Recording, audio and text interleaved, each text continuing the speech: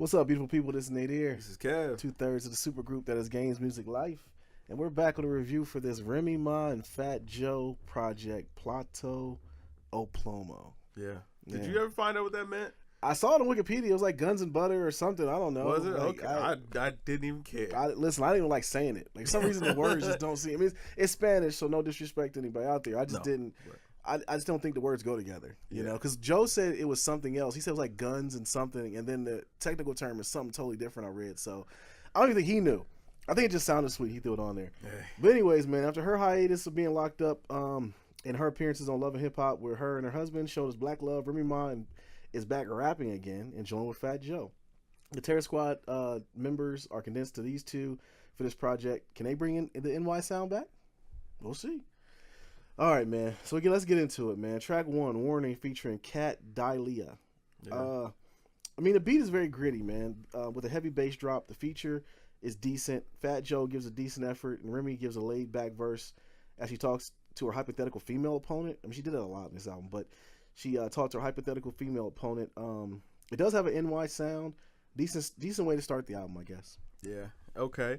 Now with it, I was actually really feeling the beat on this, man. Mm-hmm. It's got like this warped bass line that was coming through. I thought that sounded really cool. Mm-hmm. And I really liked the Cat Delilah or Delia, whatever her name is. I liked her on this. She sounded really good on the hook. I thought Fat Joe's verse was decent, but Remy's verse seemed a little bit forced to me. It felt like she was trying to work in lines that just didn't seem to fit into the bars, and she didn't really sound confident in her flow on this track. So yeah, that's where I left that. All right, man. Confident. That's a good word. Good way to describe it, I should say. All right, man. So track 2, Swear to God, featuring Kent Jones. Yeah. What'd you think? Man, I love the energy on this track. It actually kind of sounded a bit like a Just Blaze beat, even though it was produced by Cool and Dre. I was really feeling Kent Jones on the hook, and I felt like Joe bodied his verse. Again, Remy's verse was just okay, but, you know, the verses the lines that she was working into the verses were kind of weak. You know, came in there with these kind of old Birdman references from when he was on the Breakfast Club, and she was just kind of running that joke into the ground. She was putting a tombstone on a grave that was been dug long ago, man, on a very long dead joke. Her bars, you know, kind of talking about all the different ways she'll put money on your head, I thought were decent. I thought Kent Jones was pretty much the shining point on this song. Yeah. Okay. I mean, I pretty much, you know, mirror your point. You definitely kind of stole my words a little bit there. Confidence is a good way of putting it. That's what she doesn't sound confident in her bars. But, you know, another gritty beat. You know, Fat Joe comes off. He definitely gives a decent verse on that one. I thought Joe was actually rocking on that one, on this one, man. Remy comes and she sounds decent, but like you said, confidence is a good way of putting it. I didn't think about that. The feature on the hook was just okay, but I wanted it to just not be him singing because Ken Jones gets busy. But I definitely thought he did a decent job on the hook. All right, man. So leads into track 3, Spaghetti, featuring Kent Jones. I'll be honest with you, man. I literally hate almost everything about this song. Remy does the hook in a low cadence. Joe spits some struggle bars on this one. Remy starts off spirited but falls off hard. Kent Jones ends the song and saves it pretty much, man. Once he raps, it made it glaring how much I didn't like Joe or Remy's verses on this one. I just didn't like it. I didn't like her chorus. I didn't like it. I just didn't like it. Yeah. Now, you know, my notes for this, they're actually filled with expletives. So I'm gonna have to kind of freestyle this a little bit. Exactly, man. I was, you know, I was wondering, you know, what is up with the hook on this song? It was awful, man. My God, that was just god awful. I mean, come on, man. That was pathetic. Like, you know, you know what it sounded like? It sounded like, you know, over the hill rappers trying to create new slang on here. I was like, man, this is pathetic. I mean, they smoking on spaghetti. Yes. And get out. Yeah, she sounded like she was making up, like you said, new words. Yeah, just get out. Just get out, man. I thought that, you know, the verses were actually pretty decent, man. I really like Kent Joe's verse on there, but that hook was just unforgivable, man. You got to do better. Got to do better. I'll never look at spaghetti the same way. Oh, my God. Oh, my God. That was just pathetic. Yeah. Oh, man. Yeah, all right. So leads into the club banger, All the Way Up. What'd you think? We ain't even got to talk about we're not this song. You know what I'm saying? I mean, it is what it is, man. Been out for about a year now. You know. Yeah. Now, this is the song that had me anticipating the album, though.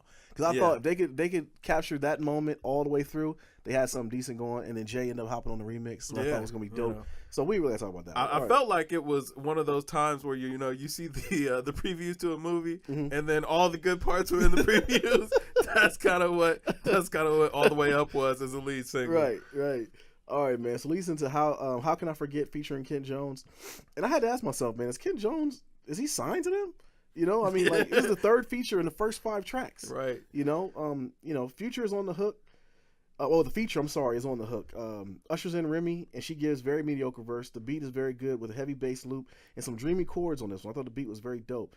But Joe is a track with a decent verse, but nothing stands out about it. It's just they just rapping, and nothing stood out about this song to me. Yeah, I was right there with you, man. I felt like the beat was flames. I love the choir with the really crispy snares on there, and I felt like Kent Jones just killed the hook on this track. Remy didn't really fit in on the track again, but her verse was decent at least. I felt like Joe's verses were pretty solid, but Kent Jones stole the show on the song. Yeah, thought the same thing, man. Okay, so how long? What'd you think? With it, man, Remy and Joe, you know, they kind of give you that back and forth, which I thought was pretty cool, but really wasn't much to see there. Remy didn't really sound that great in the beginning of this song, and the bar about if I stuttered, I would still, you know, defecate on you. Get out. Just get out. That's a struggle. Like, stop it. Just stop it. But you know what? To her credit, man, I felt like she did pick it up towards the end of the song. We cannot get over that. I'm sorry, okay? When she did that, let it out. Yeah, when she did that part where she stuttered. If I just stuttered, listen. It doesn't get. That is the epitome of struggle bars, man. That is the epitome. Who signed off on that? If I'm in the booth and I hear that, I'm in the studio and I hear her say that, I'm like, listen, that ain't it. Yeah. Delete that, engineer, get it out. Let's put something else there. I cannot go over that. I don't remember the rest of her verse. Okay, it was a complete struggle bar, man. She gave some of the worst struggle bars ever. Yeah. You know, I couldn't really establish if Joe was good or was Remy that bad and elevated him. You know, so no, I couldn't get over that one, man. I feel you. All right, man. So track 7, Go Crazy, features 7 Streeter and BJ the Chicago Kid. I mean, this may be my favorite track up until this point, man. 7 and BJ rocked the hook. I mean, they stole the show on the hooks. Joe gives a decent verse, you know, talking about a female. The Blackstreet sample was very dope to me as well. You know, it enters Remy in her sex tip, which was god awful. I mean, it was god awful, man. You know, all right. What do you think, bro? Man, with it, you know, first thing that hit me is for the beat, the sample that you're hearing on the beat is actually Floetry Say Yes, and then for the hook they reworked Blackstreet's, you know, Don't Leave, the name of that song. Don't Leave. So Joe starts off this track, you know, he's talking about a woman that you know isn't supposed to be working, which I thought that was actually hilarious that you would say, you know, hey, a woman's not supposed to be working as you make a joint album with a woman. Right. Okay, I mean, she's not gonna go on tour, do these interviews with you? I don't know. I thought that was pretty funny, but you know, hey, whatever. Joe's verse was decent. Nothing really stood out. 7 Streeter kind of came across as typical R&B chick on the hook for me. Not sure where I heard BJ the Chicago Kid on this. Yeah, I was just like, all right, you just got a little bit of credit, whatever. You know, Remy's verse was pretty cringy. Oh, God. You know. Pacing was off with her flow. Overall, man, the song was pretty weak. It was pretty weak. You know what it is too? Is like she comes off with trying to get this sex appeal off. I don't find her sexy, and I think that might be the problem. I don't know. You know what? I mean, listen, she upgraded from what she was. Yeah. You know. Yeah. She's everybody needs love. Listen, I'm not knocking. Everybody needs love. You know? Yeah, you know, I mean, she from early 2000s Remy to now, you know, I definitely feel like she's more feminine about herself. You know, not saying that it was anything else before, but she wasn't so rough before. We'll cut this part out. Let's move on. All right. So it goes to track 8, Heartbreak, featuring The Dream and Vendetta. What do you think, bro? Ooh, man. First thing that hit me, song's got a kind of Caribbean island vibe to it, man. Fat Joe's attempts at harmonizing are just terrible, but the dream was holding it down on the hook. Remy actually sounds really good on this track, which was surprising. She embodied the vibe and fit the track really well until she starts to sing or do like that sing rapping towards the end, but it didn't ruin the track. Track was okay. All right, man. So like you said, it has an island vibe. Joe and Dream on the hook. It's not bad. Yeah. You know, track made me kind of think of Drake for some reason. It sounded like a Drake song to me. You know, this one made you want to get up and dance, like you said, until Remy enters. She tries to keep the theme going and falls very short, man. Dream and Joe had to actually save the track. They came in at the end and actually saved the track. I would fast forward past her part if I could, but yeah. But I could also hear this one in the club. I thought this probably could be their next single, and it could make it pop a little bit. Okay. All right, man. So leading the track 9, Cooking featuring French Montana and Rosso Valida. I had Rise So Valid. Rise So Valid. That might be it. You might be right. Yeah. I mean, the beat is solid, man, with a heavy bass loop and a very addicting trumpet that's on this one, man. I had the heavy head nod going on, beginning during Joe's verse. I even can stomach French on the hook. It fit. Remy may have outdid herself with struggle on this one. Okay, she said a bar on this one. It said, "I'm cooking like it's the last Thursday in November. That means it's Thanksgiving. I'm baking baked chicken. I'm on my second plate, and your pieces ain't hitting." What? Did she put that on the album? That's on an album, Kev. That is the epitome of struggle right there. I'm trying to work that out of my mind. Like, you're not gonna work it out of your mind. Why would you be on your second place plate if the food wasn't good? And it wasn't hitting. Get out. Get out. Okay. Hey, man. Yeah, with it, I thought that the beat was really tough on this track, man. I really liked the regal horns and the thick drums on here. I felt like Cool and Dre did their thing on this, on the beat. French sounded really good on here on the bridge. At this point, I was kind of tuning out what Remy and Joe were saying, so it was okay to me, man. For me, I felt like this was probably one of the better tracks on the album, but just because it was just like, hey, I like this beat. This beat's banging, so whatever. Yeah. Take Remy out, put somebody else in there. You might get a banger. All right, man. Leading to track 10, Money Showers. What'd you think? Man, with it, it's got this sample of Rouse Tresvant's "Do What I Gotta Do," and I felt like it fit really well with Ty Dolla $ign on this track. Remy and Joe were okay, but this track would have been a hit, I felt like, if it was just Ty Dolla $ign. It sounded like a song that was built for him, that he just gifted to them. Yeah. I'm a bit of a Ty Dolla $ign stan. It definitely was good hearing him on this song, man. He bodied it. He bodied the hook. The beat is upbeat, exudes energy, but laid back at the same time. Joe gives a decent flow, a decent body of flow, I should say, content-wise. A young boy flow. I'm sorry. He had a young boy flow. What he was talking about was some young boy stuff. Remy comes in with another lackluster offering. The best thing about this track was Ty Dolla $ign, like you said. Yeah, absolutely. Yep.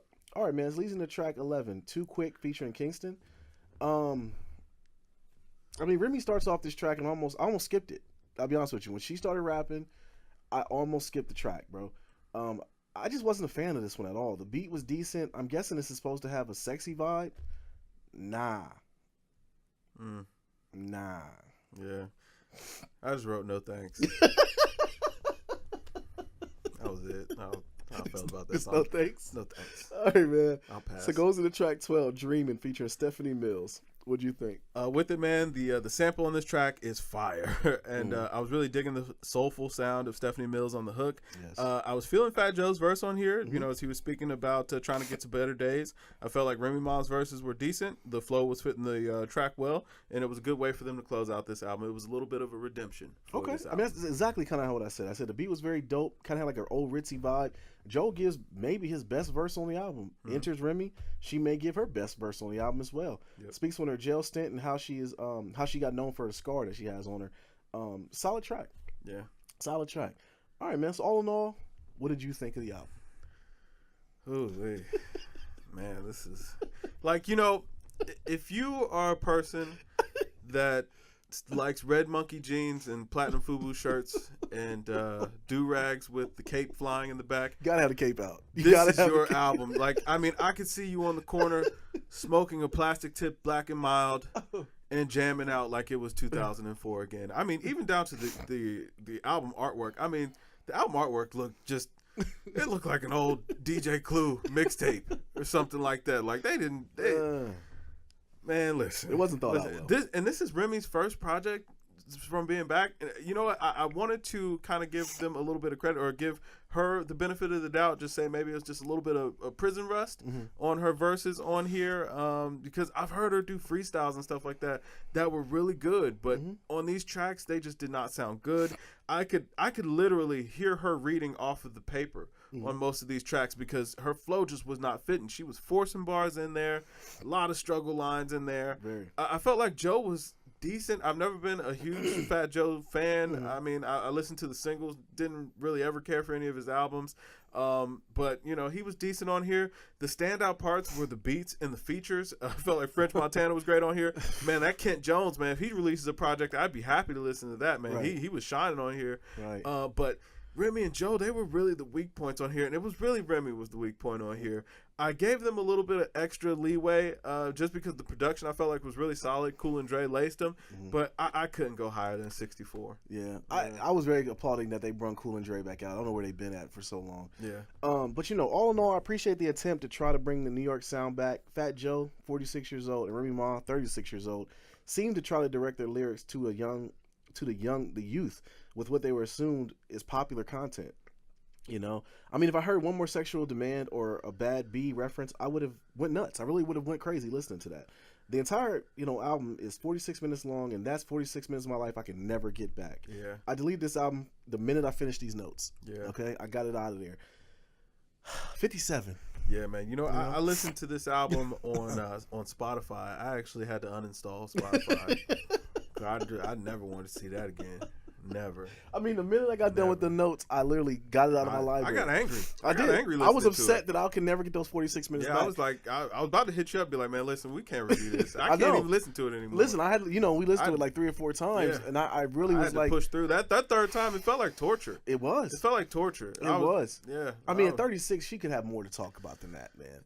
I mean, you know, do this, like that. I'm just like, come on, baby girl, you gotta have more to talk about. Listen, you can't have the female rappers that we have out here with, you know, Rhapsody and No Name out here who are really out here serving bars and giving you, you know, food for thought.